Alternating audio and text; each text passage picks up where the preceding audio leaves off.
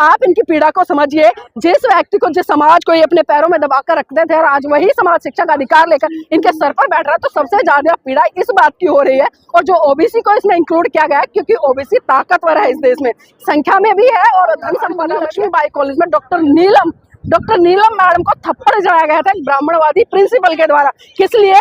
एक मीटिंग में उन्होंने बिना पढ़े साइन करने से मना कर दिया था। उन्होंने कहा कि भाई बिना पढ़े मैं किसी भी चीज पे साइन नहीं करूंगा, और इसी बात पे प्रिंसिपल ने थप्पड़ मारा था, मतलब कॉलेज की प्रोफेसर को। तो आप समझिए क्या ये जातिवाद नहीं है? ये जातिवाद नहीं है। इतनी एट्रोसिटी होती है आए दिन, बच्चों के नंबर काट लिए जाते, बच्चों को जानबूझकर फेल किया जाता है, जानबूझकर उनका मनोबल गिराया जाता है और बात बताया अरे ये तो चूड़ी चमारी से लग रहा है, ये तो चूड़ी चमारी से। तो बताइए क्या ये जातिवाद नहीं है? एक अकेले बाबा साहब जिन्होंने आपको संविधान दे दिया, संविधान में लोकतंत्र दे दिया, आरक्षण दे दिया, वोट का अधिकार दे दिया, एक चपरासी से लेकर राष्ट्रपति तक बनने का अधिकार दे दिया। उसके बाद में एक साहब मान्यवर काशीराम जी आए जिन्होंने एक झाड़ू लगाने वाले, एक सब्जी बेचने वाले को सत्ता के गलियारों में पहुंचा दिया। लेकिन आज इतने पढ़े लिखे लोग होकर भी ना बाबा साहब को समझ पा रहे, ना साहब मान्यवर काशीराम जी को समझ पा रहे, और ना ही भगवान बुद्ध की विचारधारा को समझ पा रहे। जिस तरह से VR. Gavai, chief justice supreme court India के, उनके ऊपर जूता फेंका गया, वो किस मानसिकता के लोगों ने फेंका था? वो कौन सी मानसिकता के? तो वो बताएंगे कि जातिवाद व्यवस्था नहीं होती है। आपको पता होगा रोहित वेमुला का केस, पायल तड़वी का केस, इंद्र मेघवाल की घटना, गुजरात में आप चले जाइए, आज भी जाति के आधार पर लोगों को मकान नहीं मिलते किराए में। और मैं अपना जीता जागता उदाहरण दूं, अभी कल परसों मैं बिहार में थी, जब हम बुद्धिज्म की बात करें तो आरएसएस के और बजरंग दल के एक बहुत बड़े झुंड ने हमें आकर घेर लिया और इतना प्रेशर बनाया, जब हमने पुलिस को फोन किया तब वो वहां से भागे। तो आज देखिए ना किस तरह से ये लोग कर रहे हैं। और जो कह रहे हैं ना कि जाति व्यवस्था नहीं है, वो मुझसे बात करे आके, मैं बताती हूँ कि जाति व्यवस्था नहीं है। आज हम कितने ही सूट वूट पहन लेना तो पूछते हैं मैडम नाम क्या है, नाम भी बता दें। नीला नहीं, पूरा नाम बताइए, मतलब पूरा नाम। मतलब जाति पिंडदान हो रहा था, पिंडदान हो रहा। अब ये बताइए इतनी हिम्मत आई कहां से कि कुछ मुट्ठी भर लोग वहां पर जाकर पिंडदान कर रहे हैं और तरह तरह के कर्मकांड कर रहे हैं। मेन बुद्धा टेम्पल जो कि बोध गया विहार है, वहां पर शिवलिंग स्थापित कर दिया। ये हिम्मत आए कहां से? भारत का इतना बड़ा धर्म, इतनी ज्यादा कंट्रीज जो कि बुद्धिज्म को फॉलो करती है, और उनकी इतनी हिम्मत नहीं हो पाई कि वो उसको रुकवा दे। लोग आंदोलन तो कर रहे हैं आज महाबोधि महाविहार को लेकर, लेकिन वो आंदोलन कैसा चल रहा है ये हम सभी अच्छी जूती के बराबर समझा जाता था। लेकिन आज तो महिलाओं को नहीं बल्कि पूरे बहुजन समाज को पैर की जूती के बराबर ये ब्राह्मणवादी लोग जो 2% भी नहीं भारत देश में, वो कह रहे हैं। और हमारे लोग मतलब इतनी आसानी से सुन रहे हैं, रोडों पर उतर रहे, जैसे कार कर रहे हैं। अरे मैं कहती हूँ अगर भारत देश में एक दिन सिर्फ एक क्रांति छिड़ जाए, हिंदू धर्म को छोड़कर सभी बौद्ध बन जाए, तो मैं कहती हूँ ये सरकार भी मुंह के बल गिरेगी। और यूजीसी एक्ट, वो जो एक्ट है उसमें स्टे मिल गया है। वो कह रहे हैं कि ये एक्ट जो है हमारे बच्चों के लिए डेथ वारंट था। वो 7th क्लास के लोग कह रहे हैं। पूरे मामले को आप किस तरह देखती हैं? देखिए, जो स्वर्ण समाज के लोग ये कह रहे हैं कि डेथ वारंट था, तो मैं आपको बता दूं वो सदियों से इस भारत देश के बहुत बड़े तबके के साथ में अत्याचार करते आए हैं और आज उन्हें डर सता रहा है, क्योंकि ये जिस तरह से रेगुलेशन पारित करने का प्रयास किया जा रहा है और अभी स्टे लग गया है, तो इन्हें डर किस बात का है? अगर ये अत्याचार शोषण नहीं करते या जाति के आधार पर एट्रोसिटी नहीं करते, तो फिर डर किसका है? क्योंकि वो तो वही कहावत हो गई ना कि जो चोरी करेगा वही डरेगा। जब जो व्यक्ति चोरी नहीं करता, फॉर एग्जाम्पल मैं हूं, अगर मैं चोरी नहीं करती तो मुझे ना पुलिस का डर होना चाहिए, ना किसी व्यक्ति का डर होना चाहिए। लेकिन ये अच्छे तरह से जानते हैं कि इनके दिमाग में जो जातिवाद सदियों से भरा पड़ा है, आज से नहीं है, ये कई साल पुराना इतिहास है कि जिस तरह से जातिवाद करते हैं, दूसरों की विरासतों को हड़पते हैं, दूसरे की संस्कृति पे कब्जा करते हैं, और कहीं ना कहीं जिस तरह से आज जो देश का सिनेरियो बना हुआ है ये किसी से छुपा नहीं है। और ये वाली एक बात है आज जिस तरह से वर्तमान में जो चीजें भारत देश में घट रही है, क्योंकि जाति के आधार पर बहुत सारे अत्याचार शोषण हो रहे हैं। लेकिन विडंबना है कि आज जो वर्तमान समय में बहुजन है वो मुझे लगता है नहीं जाग रहे, और जाग रहे तो किस तरह से? प्रतीकात्मक तो जाग रहे, झंडे उठाकर, डंडे उठाकर, बैनर उठाकर तो रोडों पर उतर आते हैं। लेकिन जिस तरह से बाबा साहब ने एक दिशा निर्देश दिया कि आप उस संस्कृति, उस व्यवस्था को छोड़ दीजिए जो आपके ऊपर अत्याचार शोषण करती है, लेकिन लोग आज समझ में नहीं आ रहा कि उस तरफ क्यों नहीं बढ़ना चाहते। और वही कारण है कि अब चंद मुट्ठी भर लोग जाकर स्टे लगवा लेते हैं और इतना बड़ा बहुजन समाज जो कि 80-85% कहा जाता है वो आज भी सड़कों पर है। लेकिन वो तो ये कह रहे हैं कि अब तो संविधान का युग है, कहीं न द्रोणाचार्य भी नहीं कि नहीं है, कहीं भी ना एकलव्य का अंगूठा कटेगा। अब तो आप डर क्यों रहे हैं? देखिए, एकलव्य का अंगूठा जिस तरह से कटा था वो फिजिकली तौर पे कटा था, लेकिन आज जिस तरह से यूनिवर्सिटियों में, विश्वविद्यालयों में या कॉलेजों में, स्कूलों में जिस तरह से अंगूठा काटा जा रहा है ना, वो सब दिख रहा है। हम देखते हैं कि हमारे बच्चे रिटर्न में इतने अच्छे मार्क्स देखे आते हैं, लेकिन जब प्रैक्टिकल होते हैं, वाइवा होते हैं, तो वहां पर उनके मार्क्स देखे ना, मतलब 2-2, 3-3 नंबर उन्हें दिए जाते हैं। अब आप खुद सोचिएगा कि जो बच्चे रिटर्न में 500 में से 445 नंबर ला रहे हैं, तो आप कल्पना कर सकते हैं प्रैक्टिकल में उनके इतने कम नंबर आएंगे। तो आज अंगूठा इस तरह से काटा जा रहा है, तो वो द्रोणाचार्य उस समय भी थे और आज भी है। और आज जिस तरह से मैं बार बार कह रही हूँ, क्योंकि जब तक बहुजन समाज इस जाति व्यवस्था से बाहर नहीं निकलेगा, जब तक बाबा साहब की बात को नहीं मानेगा, जब तक बुद्धिज्म अडॉप्ट नहीं करेगा, तब तक मुझे लगता है ये हजारों जातियों में बटा हुआ समाज आए दिन इन ब्राह्मणवादी व्यवस्था के लोगों को अपने ऊपर आमंत्रित करता रहेगा कि आप आइए, अत्याचार कीजिए, शोषण कीजिए।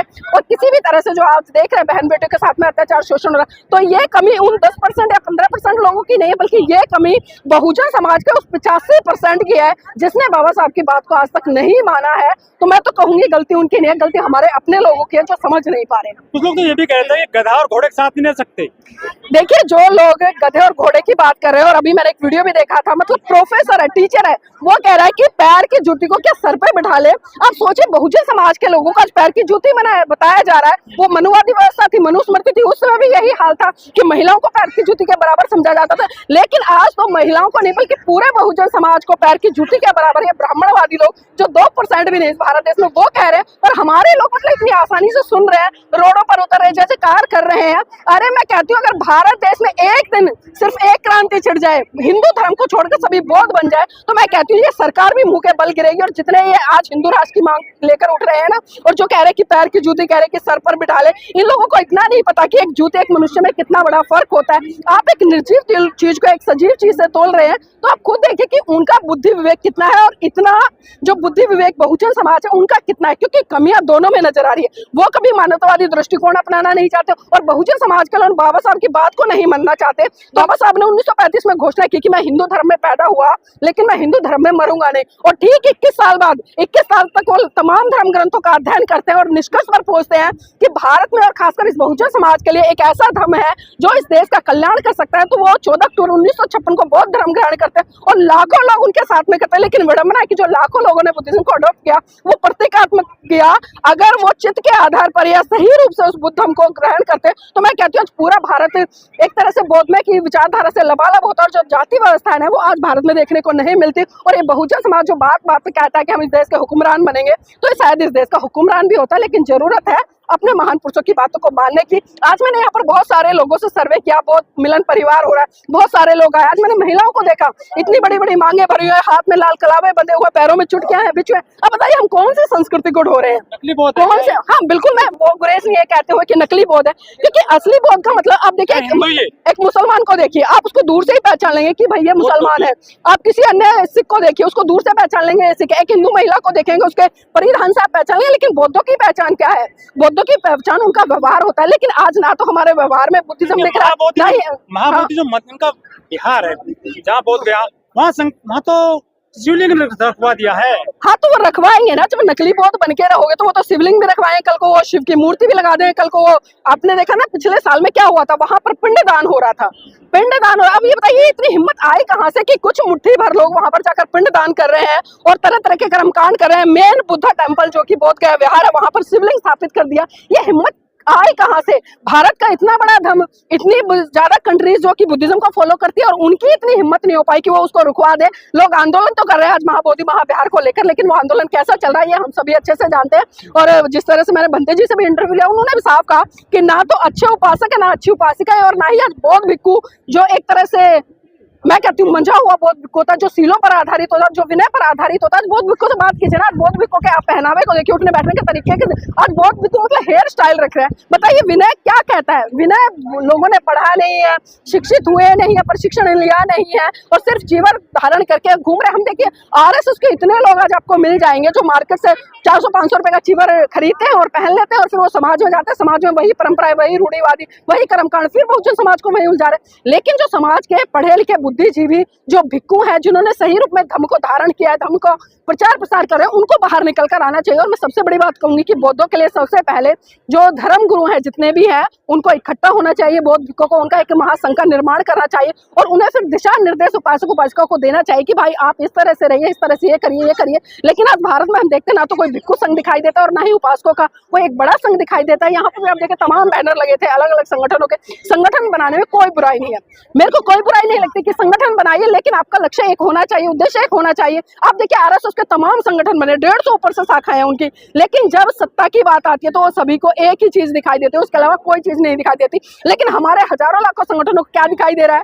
कोई किधर है, कोई किधर है, कोई किधर है। अगर आप भारत में आप आंकड़ा उठाकर देंगे ना, कम से कम 60 लाख संगठन ऐसे हैं जो बहुजन महान पुरुषों की विचारधारा पर रजिस्टर है। गली मोहल्ले के तमाम संगठनों की बात कर रही हूँ, लेकिन अगर वो हजारों संगठन या लाखों संगठन आज भारत को बोध में नहीं कर पा रहे हैं, तो कमियां उन लोगों की नहीं है जो आज हिंदू राष्ट्र की मांग कर रहे हैं, बल्कि कमियां इन लोगों की है, इन्हीं के कारण वो आज हिंदू राष्ट्र की मांग कर रहे हैं। तो ये समझना पड़ेगा, जब तक शिक्षित नहीं होंगे, प्रशिक्षित नहीं होंगे, धर्म को अपने जीवन में नहीं उतारेंगे, पढ़ेंगे नहीं, तब तक कुछ भी होने वाला नहीं है। सीजे साहब ने कहा था कि आप समाज को पीछे की तरफ क्यों ले जा रहे हो, कहाँ होता है जातिवाद जो कॉलेजों में, यूनिवर्सिटीज में। उन्होंने ये बयान भी दिया था, कह रहे थे अब तो अंतर्जातीय विवाह भी होने लगे देश में। अच्छा, सीजीआई ने ये बात कही, मैं सीजीआई से ही पूछना चाहती हूँ, अभी पिछले दिनों जिस तरह से VR Gavai, chief justice supreme court India के, उनके ऊपर जूता फेंका गया, वो किस मानसिकता के लोगों ने फेंका था? वो कौन सी मानसिकता के थे? वो बताएंगे कि जातिवाद व्यवस्था नहीं होती है। आपको पता होगा रोहित वेमुला का केस, पायल तड़वी का केस, इंद्र मेघवाल की घटना, गुजरात में आप चले जाइए, आज भी जाति के आधार पर लोगों को मकान नहीं मिलते किराए में। और मैं अपना जीता जागता उदाहरण दूं, अभी कल परसों मैं बिहार में थी, जब हम बुद्धिज्म की बात करे तो आरएसएस के और बजरंग दल के एक बहुत बड़े झुंड ने हमें आकर घेर लिया और इतना प्रेशर बनाया, जब हमने पुलिस को फोन किया तब वो वहां से भागे। तो आज देखिए ना किस तरह से ये लोग कर रहे हैं, और जो कह रहे हैं ना कि जाति व्यवस्था नहीं है, वो मुझसे बात करे आके, मैं बताती हूँ कि जाति व्यवस्था नहीं है। आज हम कितने ही सूट वूट पहन लेना तो पूछते हैं मैडम नाम क्या है, नाम भी बता दें, नीला नहीं नहीं पूरा नाम बताइए, मतलब पूरा नाम। वो जाति ढूंढ रहे हैं, वो जाति ढूंढ रहे हैं आपके नाम पे कि हाँ जाति ढूंढ ली उन्होंने तो। हाँ, तो देखिए ना, आप खुद देखिए कि कल तक जो लोग कहते हैं कि हर हर मोदी, घर घर मोदी, मोदी हमारा बाप है और हम मोदी के ये है, और वही लोग जैसे ही ये वो आया, क्या नाम एक्ट है यूसीजी है, वैसे लोग मोदी की जाते की नदी की तेली तमोली कुर्मी, मतलब इस तरह से उनको संबोधित करने लगे, उनका बहिष्कार करने लगे, यहाँ तक कहने लगे कि अगर मोदी ने ये कानून वापस नहीं कराया तो हम ईंट से ईंट बजा देंगे, भारतीय जनता पार्टी को वोट नहीं देंगे। खुशी मना रहे, जीत तो गए, उन्होंने स्टे लगवा दिया कानून पर। देखिए वो खुशियां मनाएंगे,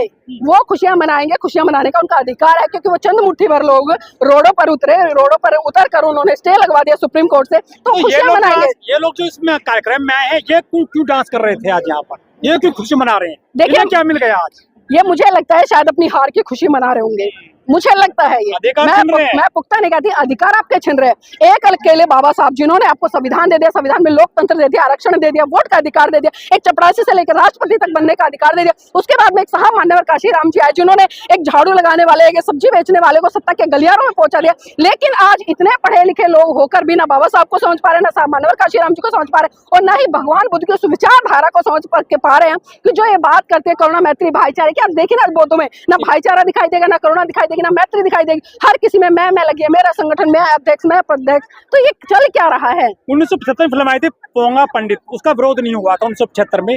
फिल्म का आज विरोध हो रहा है जो फिल्म आई है घूसखोर पंडित। क्या दिक्कत है इस फिल्म से? देखिए घूसखोर पंडित से दिक्कत है, सबसे पहले तो मैं कहना चाहूंगी जो लोग विरोध कर रहे हैं वो जाके मोहन भागवत से पूछे। अभी मोहन भागवत ने पिछले दिनों जो ब्राह्मण को लेकर और पंडित को लेकर एक प्रकरण उठा, तो उन्होंने कहा था अरे नहीं, पंडित का मतलब होता है बुद्धिमान, बुद्धिजीवी। तो आज जब घूसखोर पंडित फिल्म आई है तो क्यों इन ब्राह्मणों को मिर्ची लग रही है? आप सोचिए, इनका काम सिर्फ इतना है कि अपना काम बनता, भाड़ में जाए जनता। ये कहावतें नेताओं के लिए कही गई है, लेकिन अगर आज वर्तमान समय में ब्राह्मणवादी व्यवस्था के लोग हैं, जो ब्राह्मण है, जो चंद मुट्ठी भर लोग हैं, ब्राह्मण हम ही है, मैं वही तो कह रही हूँ ना। अब आप खुद पंडित आप मान रहे हो, एक तरफ तो आप अपने आप को पंडित के रूप में, विद्वान के रूप में स्थापित करो, और दूसरी तरफ आपको इतनी मिर्ची लग रही है, तो मिर्ची लग क्यों रही है? आप सत्य को स्वीकार क्यों नहीं करते? से दिक्कत हुई है उनको, करप्शन जो जोड़ा गया है। तो गलत क्या कहा है? भारत का इतिहास उठाकर देख लीजिए, आप कितने हजार साल पीछे चले जाए, आप देखिए कितने लोग यहाँ से माल लूट कर भाग गए, सब कुछ हो गए। और ये जो ब्राह्मण लोग हैं, मैं सबके लिए नहीं कह रही हूँ, लेकिन जो दूषित मानसिकता के लोग हैं, जो ब्राह्मणवादी व्यवस्था के लोग हैं, अगर आज इनको मिर्ची लग रही है तो मिर्ची क्यों लग रही है, ये पहले आके स्पष्टीकरण देना कि भाई हमें बदनाम कहाँ कर दिया जाए। आप देखिए आरक्षण को लेकर ये रोज छाती पीटते हैं कि आरक्षण से आ गए, आरक्षण से आ गए। आप में चाहे कितनी योग्यता है, लेकिन आपके ऊपर एक तमका ऐसा लगा देते हैं, एक स्टैंप लगाते हैं। और जो सुदामा कोटा है, क्या था वो क्या था, ये मुझे बताने की जरूरत नहीं है। अगर आज इन लोगों को टॉयलेट करने भी जाना होता है, जमीन को कान पे लटका के जाते हैं, आज भी इतनी हिम्मत नहीं है इन लोग। तो आप समझ सकते हैं कि जो लोग सदियों से एक बहुत बड़े तबके का शोषण करते हैं, अत्याचार करते आए हैं, और आज वही तबका पढ़ लिख कर संविधान के माध्यम से आगे निकल रहा है, इनकी बराबरी कर रहा है, इनसे सवाल पूछ रहा है, तो इनको बहुत बुरा लग रहा है। इनको इनके इतिहास से रूबरू कराया कि आप कितने घूसखोर है, कितने भ्रष्टाचार है, कितने करप्ट रहे, कितने आपने बहन बेटियों के साथ अत्याचार शोषण किया, किस तरह से आपने भारत को लूटा है, किस तरह से आपने लोगों को गुलाम बनाया। क्या ये भी वजह है कि इस बार ओबीसी डाल दिया गया है इसमें, इस एक्ट में?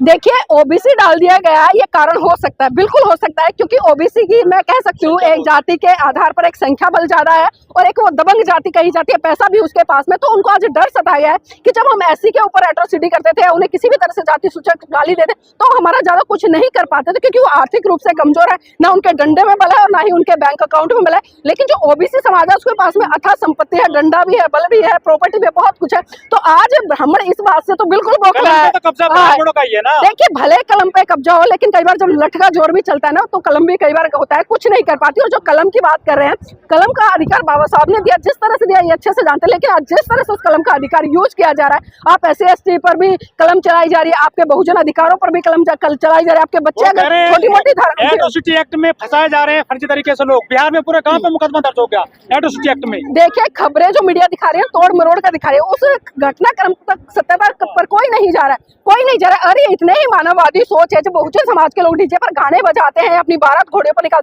क्यों रोकते हैं? अभी आपने कल परसों घटना देखी होगी, जिस तरह से दलित दूल्हे की बारात निकल रही थी, उसको रोक दिया। अब पता है, एक दलित के दूल्हे मतलब उस पर घोड़ी पर बैठने के पर इतनी आपत्ति, आज बहुजन समाज का कोई व्यक्ति युवा मुंह रख लेता है, उस पे व्यक्ति अच्छे कपड़े पहन लेता है, उस पे इनको आपत्ति है।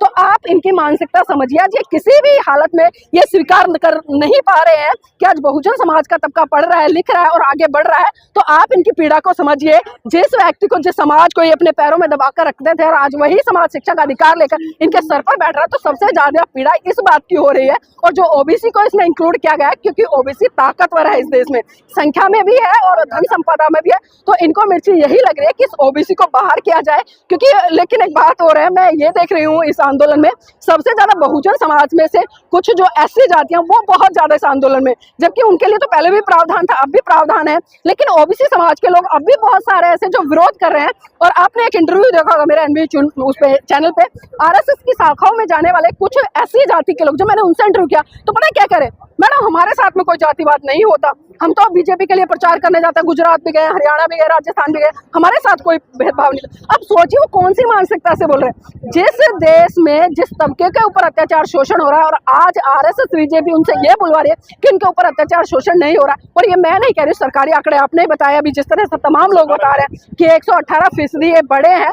और बहुत सारी घटनाएं तो ऐसी है जहां समझौता हो जाता है और वो घटनाएं दबा दी जाती है। दिल्ली विश्वविद्यालय का भी आप प्रकरण देखेंगे तो बहुत सारी ऐसी घटनाएं हैं, JNU की घटना है। और मैं जीता जाता उदाहरण दूंगी, लक्ष्मीबाई कॉलेज में डॉक्टर नीलम मैडम को थप्पड़ जड़ाया गया था एक ब्राह्मणवादी प्रिंसिपल के द्वारा। किस लिए? एक मीटिंग में उन्होंने बिना पढ़े साइन करने से मना कर दिया था। उन्होंने कहा कि भाई बिना पढ़े मैं किसी भी चीज पे साइन नहीं करूंगा, और इसी बात पे प्रिंसिपल ने थप्पड़ मारा था, मतलब कॉलेज की प्रोफेसर को। तो आप समझिए क्या ये जातिवाद नहीं है? ये जातिवाद नहीं है। इतनी एट्रोसिटी होती है आए दिन, बच्चों के नंबर काट लिए जाते हैं, बच्चों को जानबूझकर फेल किया जाता है, जानबूझकर उनका मनोबल गिराया जाता है, और बात बताया अरे ये तो चूड़ी चमारी से लग रहा है, ये तो चूड़ी चमारी से लग। तो बताइए क्या ये जातिवाद नहीं है? तो ये जातिवाद बहुत बुरा है, और इस जातिवाद को तोड़ने के लिए बाबा साहब ने 1956 में घोषणा कर दी थी। और आज भी जो बहुजन समाज के लोग इस बात को नहीं मान रहे, मैं कह रही हूँ बाबा साहब का बहुत बड़े स्तर पर बदनाम कर रहे हैं, उनको अपमान कर रहे हैं। तो मैं यही अपील करूंगी आपके चैनल के माध्यम से, अगर सही रूप में बाबा साहब का सम्मान करना है तो आप हिंदूवादी व्यवस्था को छोड़िए और बौद्ध धर्म की शरण में आइए और एक मानवतावादी धर्म अपनाकर आगे बढ़िए।